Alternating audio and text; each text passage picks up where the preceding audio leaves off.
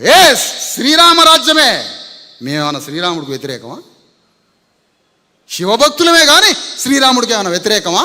100% తెద్దాం శ్రీరామరాజ్యం. కానీ దేశంలో 100 కోట్ల మంది బీసీ ఎస్సీ ఎస్టీలుగా బతుకుతున్న 100 కోట్ల మంది ప్రజలకి ఈ దేశ సంపద పంచుతావా మోడీ? అట్లయితే మా ఓటు నీకేస్తావు, శ్రీరామరాజ్యం తెస్తావు. ఈ మాట ఎందుకు అనట్లే నువ్వు? ఈ మాట ఎందుకు అనట్లే? జాతీయవాదంలో పాల్గొంటాం, 100% బ్రిటిష్ వాడిని నిలగొడతాం, దేశంలో కాంగ్రెస్ పార్టీ నాయకత్వంలో అధికారం ఇస్తాం.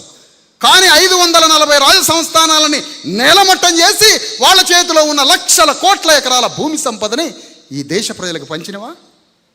ఎందుకు పాల్గొనాలి స్వాతంత్రోద్యమంలో? శ్రీరామరాజ్యంలో పాల్గొంటాం, దేశ స్వాతంత్రంలో పాల్గొంటాం, తెలంగాణలో పాల్గొంటాం. కానీ బట్టలు ఉతికే చాకలాయనకి చదువు నేర్పవానా? రోజు నైవేద్యం పెట్టే కుమ్మరాయన బిడ్డకి చదువు నేర్పవా? మేము చదువుకోవద్దా? మేము చదువుకోవద్దా అంటున్నా. ఏంటి వివక్షత? ఇది ఎక్కడి దారుణం?